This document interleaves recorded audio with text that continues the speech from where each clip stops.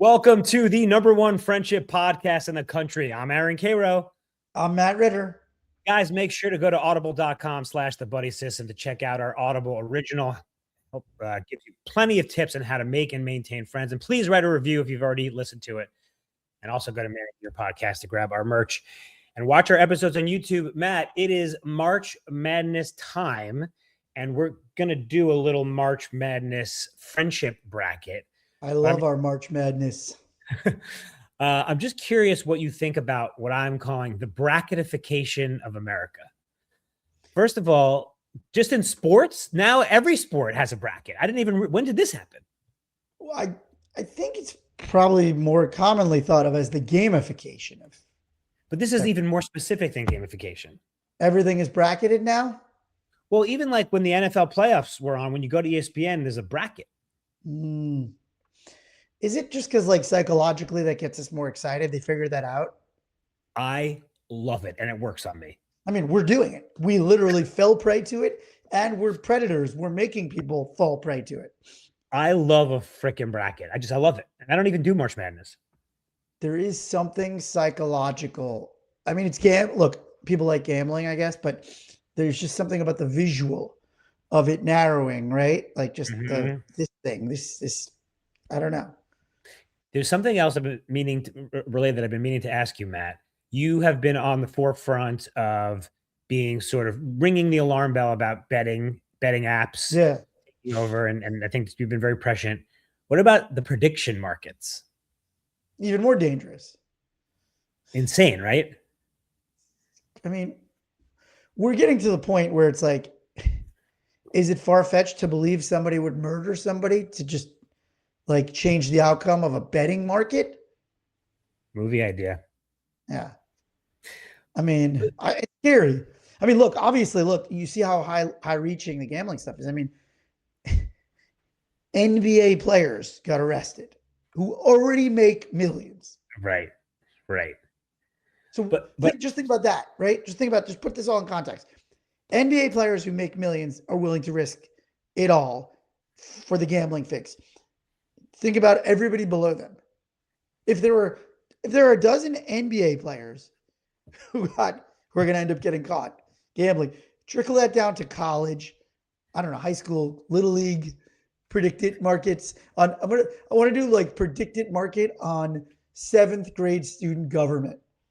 I mean, I think they may like have that kind of stuff. But my question for you as a disgraced former lawyer, is there an inside information, like some of these stuff you just know, like Matt Bellamy always talks on the Town podcast, he could do entertainment best because he knows more than other people. Right. Yeah. Well, I don't know because, again, the securities fraud laws are against trading securities on inside information, right? But there's still fraud. I mean, there's still federal laws on like fraud if it's over state lines or something. I don't know. There's deceptive practices. There's other laws. I don't know what they are, but there may not be laws that catch all this stuff yet. But is it if the market says Lady Gaga is going to be the first presenter at the Grammys, and you are a writer for the Grammys, is that illegal? Right. So I don't know if there are laws protecting against these, new gambling markets yet. Presumably there are. We're going to hell in a handbasket. It's not good. It's not. I know where this leads. Yeah. Okay, so let's turn this frown upside down. Let's talk about the types of friends. Now, in our Audible original, The Buddy System, we have a whole chapter which is about the kind of different archetypes of friends. And you could be more than one. The prototypical for me and Matt is I'm the planner, he's the fanner. I make the plans, and he's just sitting around fanning himself saying, where do I send the Venmo request? Matt's also a real wild card. You never know what he's going to do. By the way, watch on YouTube. Matt is fanning himself. Matt's a real wild card. I'm type A. He's type D. In the Audible original, we talk about how like it is important to kind of, and Matt, I want to know what you think about this, to kind of understand both what kind of friend you are, but also what kind of friends other people are, because you sort of approach your relationship with them a little different. Absolutely. you have to know who your friends are so you're not constantly disappointed by them. Also, who you can expect what from. I mean, it makes your life easier to understand what your circle looks like. So it's like, hey, aren't we going on this trip tomorrow? And it's like, oh, nobody bought the tickets, right? Like, if you're with your planner, you don't have to worry about that. Or conversely, if you're with your flaky friend, like, don't make one-on-one plans New Year's Eve. Yeah. Only to have that text at 11:50, like, oh, came down with strep. It's like, no, you didn't. Yeah. Yeah. So Matt and I have chosen sort of 8 fun friendship archetypes of people in our lives, and we put them into a bracket, and we're going to kind of discuss the pros and the cons of having these people in our lives. One thing, Matt, we didn't decide was, what do we do if we don't agree? Do we have to come to consensus? We have to. We have to. Okay. There's no other way to advance. There's no other way. Okay, so in our opening seed in the East, I guess for no reason. Right, we're doing East, South, Northwest. I mean, yeah, East, I think we'll do that. What did I just say? Yeah, East, I don't know South, what you Northwest. said, but I just yesed you because so okay, in the East bracket, we're in the Elite 8 already. We've got your steady Eddy. This is a buddy who's like very consistent, maybe a little boring. You always know where he's going to be. He's pretty available. Versus the rich friend who's pretty out of touch, but when you go out, he always pays. I mean, it is nice. It is nice when you don't have to reach for the wallet. No fake now, reach. We've got some steady Eddies. I think our buddy Jeff would be a steady Eddy, like very predictable, and not in a bad way. Predictable. He's there. He's around. He's kind of boring. No, he's not boring actually. Jeff's pretty interesting, but he's predictable. Yeah, steady Eddy doesn't mean boring. It just okay is consistent. It's just consistent. It's like it doesn't have the peaks and valleys. Maybe. Oh God, there's not a lot of drama. Yeah. Yes, maybe there's a certainly like a slightly lower, and this isn't about Jeff. You just slammed it for no reason. Yeah, I don't know why. I'm sorry, Jeff. Yeah. You're actually pretty excited. I mean, I think some other fans probably feel more exciting in the moment. Yeah, for me, look, I'm at the point of my life. Consistency is very high on my list of things. In my 20s, I'm sure this would have been a no-brainer. Take the guy who can pay for my meals and my trips. I'm going steady Eddy all the way. Let's talk about the rich guy, a little out of touch, but pays. You can't change the fact that he's rich, so that's fine. Yeah. That's great. We do like the fact that someone who shares the wealth. Yeah. Especially when not asked. We like that when someone is proactive. But out of touch? I mean, why out of touch is not high on my list. Well, did we show our hand? Are we implying that everyone who's super rich is out of touch? Or are we just saying this? No, we just use this archetype. This is a type. Yeah. Kind of like flits in, pays for the meal, doesn't know what's going on in your life, doesn't really care. Yeah. Isn't that interested in hearing about what's going on in your life usually? Ooh, but those Mastro's Orange County meals we used to have. Mastro's pretty freaking good. Listen, it's a good meal when you have sushi and filet. I like exorbitance, you know that, but I like it to be on my own dime at this age. Okay, I'm going to go with you because I do, as someone who I think is steady Eddy adjacent, I think it's important, and in long term, right? In the long term, you want those buddies that you can count on, and you would rather be eating Taco Bell with a steady Eddy than filet. Yeah, I mean, I'm aspiring to be. You know what's funny is I'm aspiring to be both of these things. Yeah, that's the goal. I like that. That's the goal, is to be a steady Eddy rich guy. Yeah. All right. So that's steady Eddy moves on. Steady Eddy moves on to the final 4.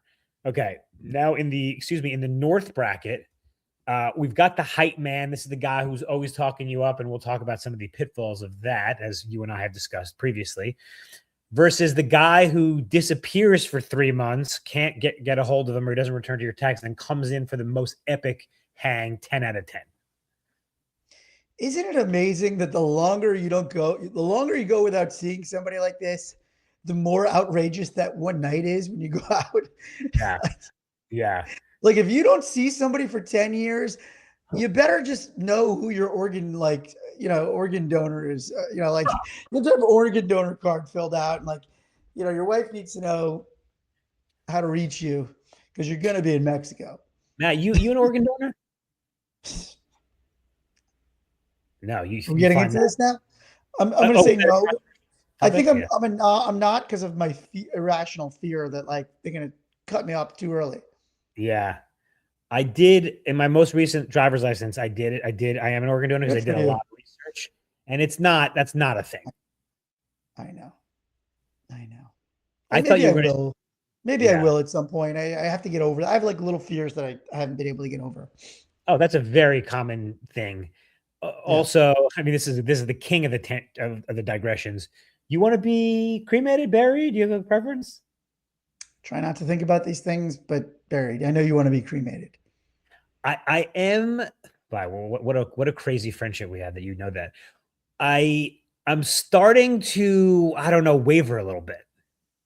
Why? I like that you were firm in your conviction about cremation. I know, but like, then there's really no shot. What happens if I mean, something? there is no shot. I mean, the worms are, like the worms are all over you if you're in the ground. You and Jess don't have plots, right? No.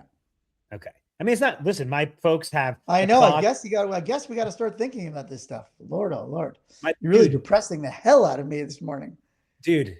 My parents have prepaid for their funeral.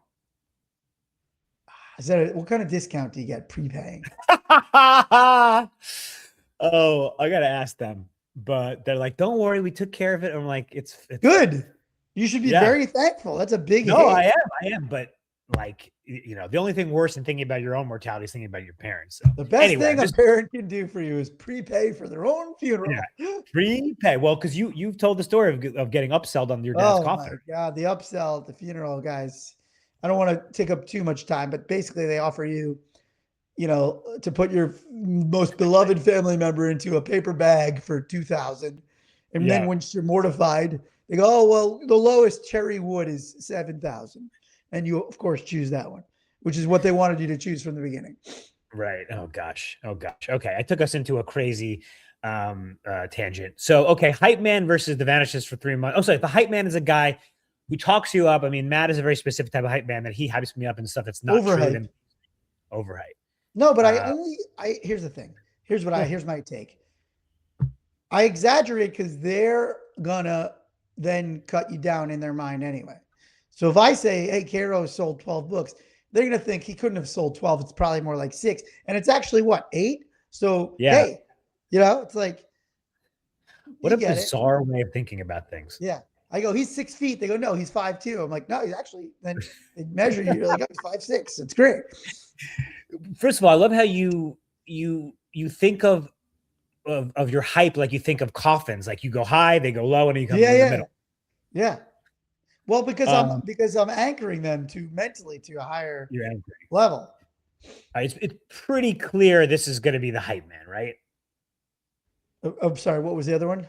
A hype man is a person who disappears for 3 months and then comes back for the greatest hang of your life. Oh, yeah. I mean, look, again, it's like, man, those are great. But hype man you want a hype man in your life, in your regular life. You want, even though Karo has a ceiling for how much hype he will allow. He's got a hype ceiling. Imagine this guy was around Little John and Little John was like, yeah. Karo's like, no, don't say yeah. I know. And it's versus like, again, I brought up my friend Nikki, who doesn't respond to my text. And then once a year, she's like, you want Super Bowl tickets? It is good to have. Pretty nice. Yeah. They're both good to have, I think, in a day-to-day living. Hype man. Okay. So hype man comes out of the North bracket. Now we are headed to the West. Okay. Cali, baby. Going back to Cali. This is a little bit of a Karo versus Matt thing. Whoa. So on one hand, you've got the planner who we always discuss. This is the planner who like helps set up the trip, organize everything, but is very diligent about making you stay on the itinerary, doesn't let you stray. versus the up for anything guy who can call at any time, weekday, weekend, day, night, and be like, you want to do X? And they're like, I'm in. Obviously, we know how I feel about this, but can I do a little tangent here? I have a question for you, because as the planner. So we went away to Mexico. You know, Jesse and I don't really fight very much. And even if we fight, we resolve it healthily afterwards, which is usually just me apologizing. Wait, because she taps the mattress, right? Come sit. Yeah. No, she didn't need to do that. That's only if you've done real wrong. Yeah. So we had a car service picking us up from the airport. Okay. Mm-hmm. And she left it to me to confirm the details. Stupid, dumb. So it's already like you've already made the mistake. Can I interrupt you? When you said left it to me, you mean she said, "Hey Matt, can you charge? Are you in charge of this?" Or she like casually mentioned it? No, she said, "Will you respond to the woman?" Got it. It was an email, so fine. Yeah. And it's my sister's birthday, so fine. So I respond, "We're in for the service." It said, "This is your flight info. We'll pick you up here," right? And then she wrote, "Just confirming," and again said the date in the email, boom, twice. Yeah. And then they sent us the folio receipt. Okay. Get to the airport, looking for the car, not there. I call up, they're like, "Oh, we have you down for tomorrow." I'm like, "What?" I look at the email, it says 29th. Second email says 29th. I never opened the folio receipt. The folio receipt said the 30th. And Jesse's like, "You should have looked at the receipt." And I was like, "Do not do that. That is not nice." I'm like, "That is wrong." I'm like, "I did the right thing." I'm like, she's like, "No, you open the receipt and you confirm all the way through." Now you're a planner, so I want your objective opinion. Did I screw this up? Can I also just get some color? You've landed in Mexico. You got the kids. Did kids come? No, just. Oh, okay. So it wasn't like you had a harried flight where they're running up and down and everyone's nerves are frayed. This is one where I'm gonna give you one. Now I would have looked at the folio, but I think most people wouldn't, and that's an understand. That's tough. Right, because Jesse's like you. Jesse's like you, like 100%. She would check the folio, which is why, like, why are you leaving this to me? Yeah. It's tough because I don't love, and I don't think you do either. I don't love the thing of like, well, I screwed this up, but I'm not good at this, so it's your fault. No, I agree, but like I did check the email twice, and both times it had the proper date and the proper time. So like, how many times am I going to check? How many times am I going to read? It's like, like I don't always check the receipt. To me, it was like, oh, it was a receipt. Like I don't even always check the hotel thing after they send it to me. While I would have checked it, I'm going to, for a very rare instance, side with you. You did the reasonable checking. Yeah. It was, by the way, the reasonable man, right? The reasonable man approach. Right? Like Jesse and you are definitely like, you never let anything slip. And maybe that is a good way to live, because meanwhile, we got another cab in 15 minutes. So it was really no big deal. And it ended up saving us $100 because their charter was an extra 100 for no reason. Right. And what did they say? Why did they do that? They just screwed it up. Yeah, they just screwed it up. The hotel somebody at the hotel talking to the car service got it wrong. Yeah. All right. Anyway, sorry. So off the tangent. So planner versus up for anything. Obviously, I'm a bit of a yes guy. I love my planners. I think they're super important. But what do most people need? I'm thinking about this objectively. What do most people need in their life? And what's more important for your life? I don't know. I want to hear your.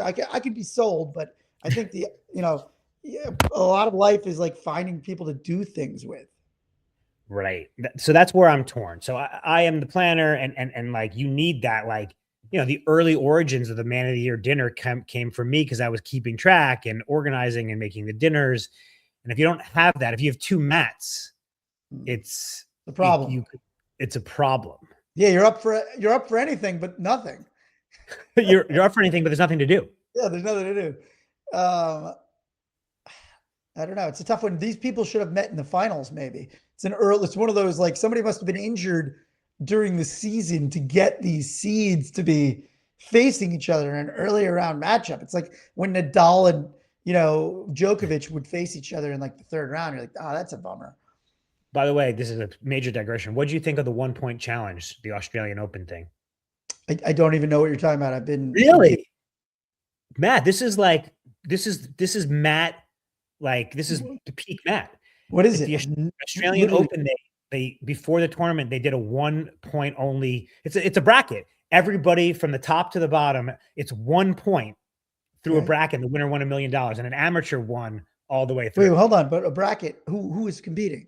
So everybody from like the Djokovic to whoever, like the whole field of everyone who was there at the Australian Open played a one point match versus each other in a bracket.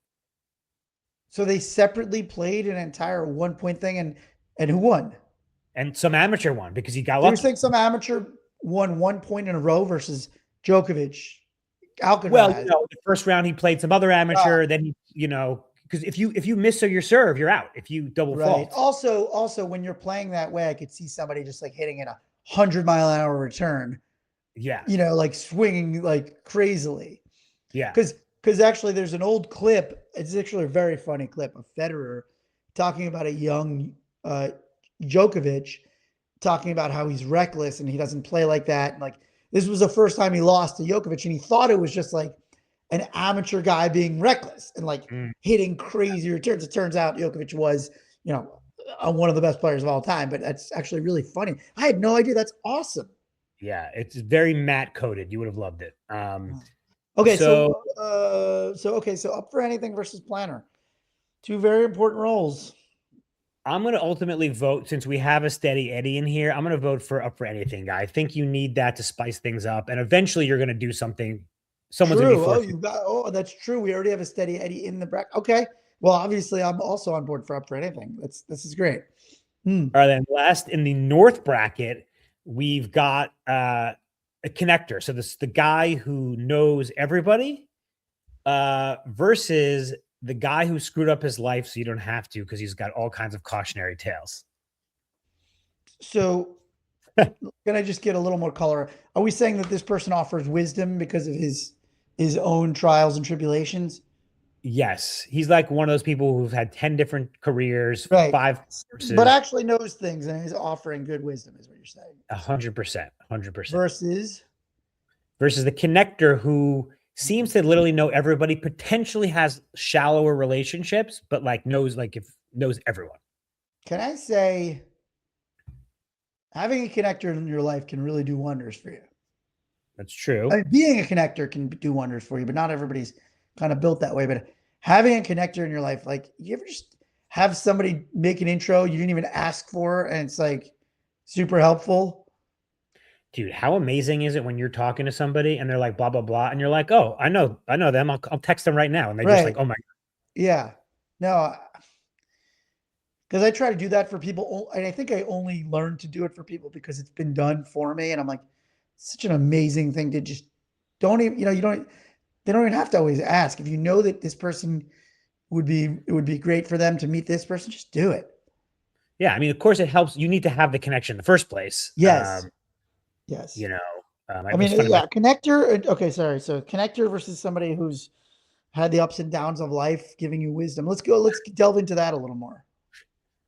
I'm not sure that I can think of an example in our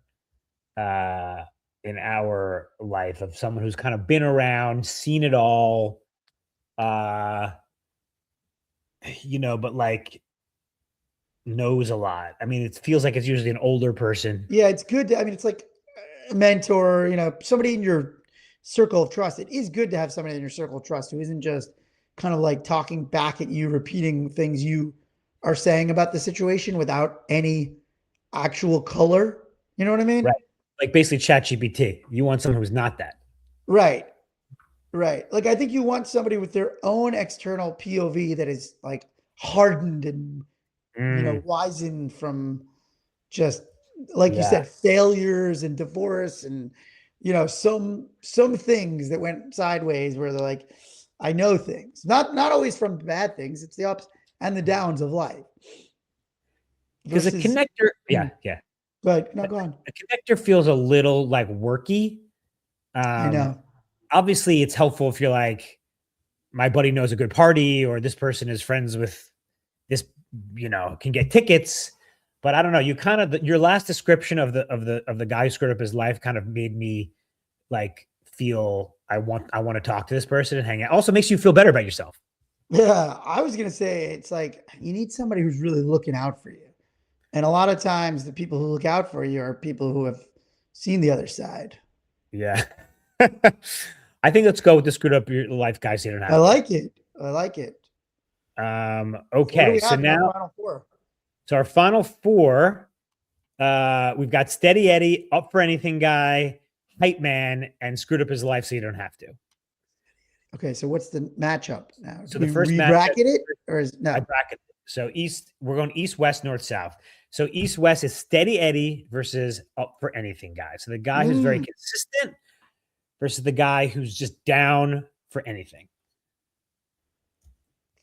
This is a hard one. This would have been my finals. Yeah, yeah. This is tough. This is George Mason versus this would have been my finals. These are my two favorite archetypes. Yeah. Steady. What's the difference? The Steady Eddie is consistent, but the Up for Anything is more available. Like, what's the difference? Well, I think when we say like the Up for Anything person doesn't always have to necessarily be like reliable and kind of in your day-to-day life. They just have to be down when you say, hey, I want to do X. I feel like our listeners, they need Steady Eddies. That's the problem. There's too many Up Anything's guy flitting about. We need consistency. I agree. I'm with you. I think Up for Anything is great and we need it and it's important, but I agree with you. I think you just hit it on the head. What our listeners need and what the country needs and the world needs is just consistent, reliable people in your life. People that you just know where they're going to be. They're going to show up when they say they're going to show up. And I think that's less important than somebody who, is always up for the, concert. Because you can find somebody to go to the concert with. But it's harder to find somebody consistently in your life and, just, all right, we have our Tuesday coffee, Steady Eddie advances to the finals where he will face the winner of the Hype Man versus Cinderella Story, guy who screwed up his life so you don't have to. I love this. I love this. Dickie V's like, oh my God, no scholarships against a 10 blue chip Duke team. A lot of intangibles. A Hype Man is good. We talk about the PALS test in our audio original, passion, appreciation, loyalty, support. You want someone who's passionate about you, who appreciates you. It just makes you feel good. Yeah. Forget about like talking you up to girls, like just someone who's like, fuck yeah, man. Like, congrats. Screwed up your life so you don't have to, man. That wisdom, wisdom. I don't know. Listen, I think the wisdom's important, but I want to go back to what a hype man really is. When I think of friends, and I think of you as somebody who qualifies for this, not everybody does, and that's like part of why they're not necessarily a true friend. Is like, yes, it's good to have people who are there for when you're sad too, but you also really want the people who truly share in your wins, like truly are happy. There's so few people that are truly, genuinely happy when good things happen in your life. And I think hype men are generally those people. What do you think about that? You make a good point, but I mean, like, I'm flirting with Cinderella. Like, this is the rarer breed. One who's like, listen, you don't want to do don't make the same mistakes I did. Is that as important in your life? I don't know. This is a toughie. I don't know. I'm really torn here. I don't know. Something about the idea that like I just feel like we all need somebody who's in our lives pumping us up first and foremost. I tried to like be contrarian, but obviously it's the hype man. Okay. So now we're in the finals. Steady Eddie versus hype man. Steady Eddie versus hype man. Do you want someone who's very consistent, or do you want someone who hypes you up? I want both. Should we call it a tie? No, we have to pick a winner every year. There's one winner, even if the game's in overtime. Mm-hmm. All right, let's talk this through. So this is the most important of your friends. Is the most important thing to have a consistent, reliable friend, even if they don't hype you up, or is it more important that you have somebody who's in your corner, hyping you up, getting you pumped, helping you, celebrating your little wins? Here's my pitch to you, Matt. Okay. I think that anyone can be a hype man. Everyone should be a hype man, but not everyone can be a steady Eddie. Some guys just don't have it in them, but there's no reason that everyone shouldn't be your hype man. Yeah. You know what? I'm going to say this. I don't think life really lives at the highs and the lows. I think life really lives in all the other small stuff during the week. We talk about like, oh, I get lonely in the afternoons. Like, that's not going to be solved by the hype man. Right. Like that's going to be solved by your consistent, steady Eddie friends. If you have two consistent, steady Eddies in your life's pretty good. Right. And if you have two hype men, you may have two hype men, but I don't know what you're doing on a Wednesday. Can you imagine it's Wednesday, you're having your afternoon blues, and all of a sudden, like someone calls you, Dan calls you, like, hey, no, nor that of SUNY Binghamton and Matt Ritter. I mean, I love that. I love it. But I more need you to come meet me for the coffee. Yeah. Wow. Do we have a winner? I think our winner of the first annual friendship bracket is Steady Eddie. There's a lesson in there, listeners. Consistency is key. It's not just about being there for the because we talk about in the buddy system, the highs and the lows, but it's a good point, Matt. We never talk about what are we going to call it? The mean, the median, the everyday? Yeah, I don't know. The everyday, the middle, the long middle. Yeah, the middle is where the real friendship is made. The meat and potatoes. Yeah. This was I wasn't sure because our last bracket was about friendship, pop culture friendships. Quite frankly, I wasn't sure how this was going to play out. This is one of my favorite. Yeah, I really actually this was fun. Let's do this every year. Annual, we bracketed ties to America. And we'd love for our listeners to weigh in. Did we make any picks wrong? We also didn't give anybody seeds, which maybe we'll do next time. Yeah. All right, guys. Thank you so much for listening. Always remember, be good to yourself, be good to your friends. Love you, buddy. Love you, buddy.